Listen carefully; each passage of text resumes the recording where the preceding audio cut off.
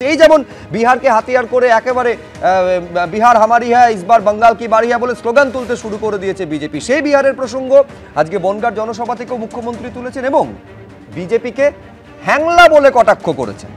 দেখুন, विजय ने भाजपा कार्यकर्ताओं को केरला, तमिलनाडु, पुडुचेरी, असम और पश्चिम बंगाल में भी नई ऊर्जा से भर दिया है।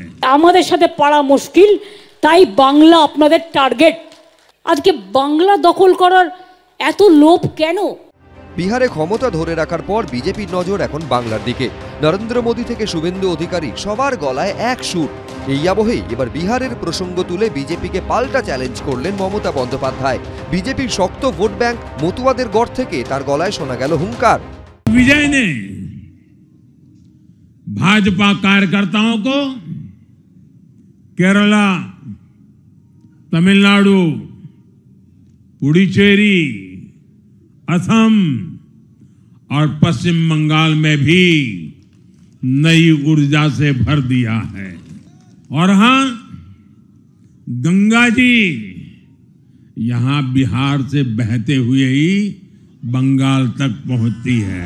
বিহারেও বলেছিলেন খুশবৈঠিয়া, ওখানে যা ইলেকশন করেছেন ওরা লড়তে পারেনি বেচারা, আপনাদের গেম ধরতে পারেনি। আর আমরা তো আপনাদের গেম দেখে অভ্যস্ত, তাই আমরা ধরে নিই A to Z। তাই আমাদের সাথে পারা মুশকিল, তাই বাংলা আপনাদের টার্গেট। আমরা ছোট্টবেলায় একটা কথা বলবো, মাফ করবেন, ক্ষমা চেয়ে নিয়ে বলছি। কেউ খুব লোভী হলে বলতাম, কি হ্যাংলা দেখ, তাকিয়ে আছে হ্যাংলার মতো। আজকে বাংলা দখল করার এত লোভ কেন? পাল্টা জবাব দিয়েছে বিজেপি। বাংলা দখল বিজেপি করতে চায় না, বাংলায় বিজেপি জিততে চায়, গণতন্ত্র প্রতিষ্ঠা করতে চায়, তাটাকে ফিরিয়ে আনতে চায়, হাতে কাজ দিতে চায়, পেটে ভাত দিতে চায়, মাথায় ছাদ দিতে চায়। বিহারে এসআইআর, ভোট চুরি, বিজেপি নির্বাচন কমিশনের আঁতাতের অভিযোগ জোরালোভাবে তুলেছিলেন রাহুল গান্ধী, তেজস্বী যাদবরা। কিন্তু শেষ অবধি বিশাল জয় পেয়েছে বিজেপি নীতিশ কুমারের জোট। এ রাজ্যেও নির্বাচন কমিশন ও বিজেপির বিরুদ্ধে খড়গহস্ত তৃণমূল। এসআইআর এর বিরোধিতায় সরব তারা। শেষ অবধি বিধানসভা ভোটে এর কি প্রভাব পড়বে? উত্তর পাওয়া যাবে ভোটের ফলাফলে। আশাবুল হোসেন, সমীরণ পাল, এবিপি আনন্দ।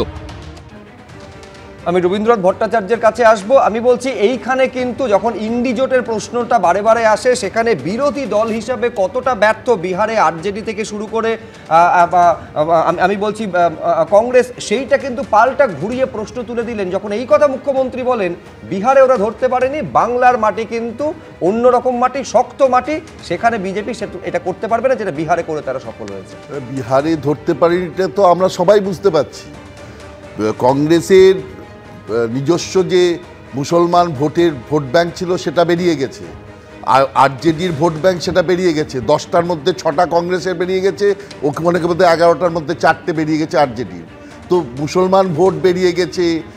নীতিশ কুমার তিনি নতুন একটা কায়দায় 1,32,00,000 মহিলাকে তারা 10,000 টাকা করে দিয়েছেন, সেটাও তাদের মাথার মধ্যে ছিল না এই ঘটনাটা ঘটতে পারে, এবং উনি ওনার মতো করতে পারেন, লক্ষ্মীর ভাণ্ডারে দিতে পারেন। এই ঘটনাগুলোতে যে ধরতে পারেনি, ফোকাস আসেনি, সেটা পরিষ্কার। কিন্তু উনি যে কথাটা বলছেন ঘুষ বৈঠিও কটা ধরা পড়েছে, এখানে কি হয়েছে? এখানে পশ্চিমবঙ্গে আপনারা সারা ভারতের মিডিয়া দেখাচ্ছে, আমি তো কোথায় দেখাচ্ছে, মাধ্যমে দেখাচ্ছে।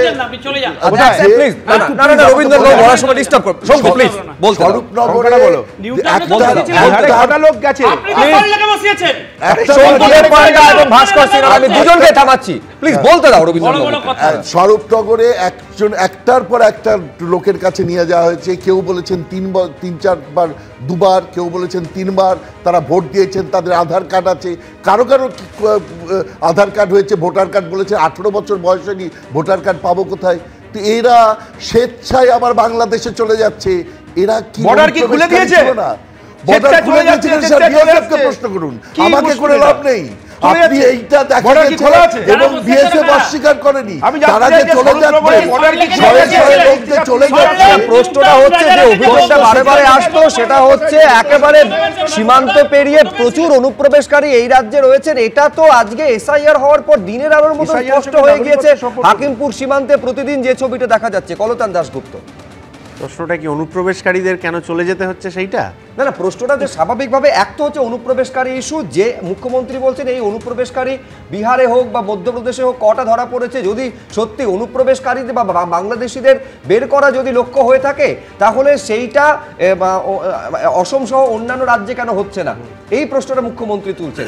বিরোধীরা বিহারে বিফল হচ্ছে কিন্তু এইখানে বিজেপি দাঁত ফোটাতে পারবে না, এই হচ্ছে প্রশ্ন। অনুপ্রবেশ নিয়েই যদি সমস্যা হয়ে থাকে, যেটা চর্চায় এসছে, অনুপ্রবেশ একটা সমস্যা, তাতে আমাদের দেশের অর্থনীতি ইত্যাদি খুব সমস্যা হচ্ছে, তাহলে অনুপ্রবেশকারীদের তালিকা সেটা কার করার কথা? সেটা আমার দেশের স্বরাষ্ট্র মন্ত্রকের করার কথা। সেই তালিকা স্বরাষ্ট্র মন্ত্রক করে নির্বাচন কমিশনকে দিক যে আমার এখানে এত এত এইগুলো আছে, ভুয়ো আধার কার্ড ভুয়ো রেশন কার্ড তৈরি হয়েছে দিনের আলোর মতো স্পষ্ট তো, তাহলে সেটা পশ্চিমবাংলায় করতে তৈরি হবে, হয়েছে। করতে হবে। আরে ভবিষ্যতে আপনার কথার আচ্ছা, please, মাঝখানে তো আমি কলতান, বলিনি, হ্যাঁ। আমাকে আমারটা বলতে দিতে হবে। কে নাগরিক? আপনি নাগরিক না আমি নাগরিক, এটা ইলেকশন কমিশন ঠিক করতে পারে না, স্বরাষ্ট্র দপ্তর ঠিক করবে আজকের তারিখে।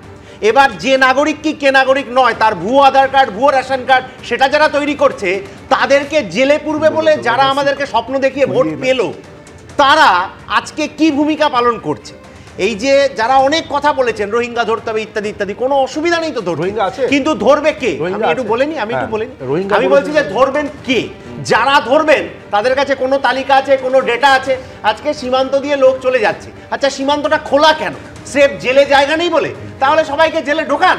কাকে কত টাকা দিয়ে কেউ অন্য দেশের সীমান্ত পেরিয়ে আমার দেশে ঢুকলো, আর কাকে কত টাকা দিয়ে সে আধার কার্ড তৈরি করলো আর রেশন কার্ড তৈরি করলো, সেই তদন্তটা কেন হবে না? ওটাও কি তাহলে নারদার তদন্তের মতো, রোজভ্যালির তদন্তের মতো ঠিক, আমি বলছি নিঃসন্দেহে কলতান এটা প্রশ্ন তুলতে পারে, কিন্তু পাশাপাশি এই প্রশ্নটাও অত্যন্ত গুরুত্বপূর্ণ, সেটা হচ্ছে বিজেপি বিরোধিতায় সেখানে আরজেডি থেকে শুরু করে কংগ্রেস ব্যর্থ হয়েছে, কিন্তু সেই বিজেপি এখানে দাঁত ফোটাতে পারবে না, কারণ দলটার নাম তৃণমূল কংগ্রেস, এই বলে হুঁশিয়ারি দিচ্ছেন মমতা বন্দ্যোপাধ্যায়। পুলিশের বিরুদ্ধে টাকা তোলার অভিযোগ তুলে সরব অগ্নিমিত্রা পাল। 19 নম্বর জাতীয় সড়কে আসানসোলের ঘাঘরবুড়ি মন্দিরের কাছে ব্যারিকেড পুলিশের। গতকাল জনসংযোগ কর্মসূচিতে যাওয়ায় ওপর মহলে নালিশের হুমকি বিজেপি বিধায়কের। অজয় রায়, বিনয় কুমার সিং এছাড়া 3 জন এখানকার ডিউটিতে, রাস্তা আটকে চেকিং চলছে।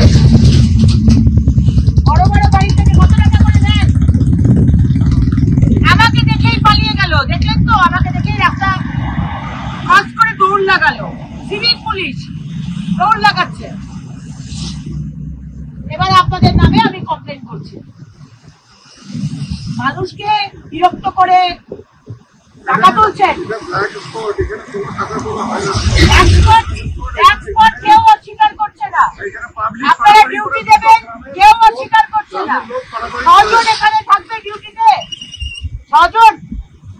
আপনি 3 জন আর 3 জন পালালো, 6 জন। আপনি বলুন, হ্যাঁ 6 জন ডিউটিতে আছেন, আপনি বলুন। এবিপি আনন্দ, এগিয়ে থাকে, এগিয়ে রাখে।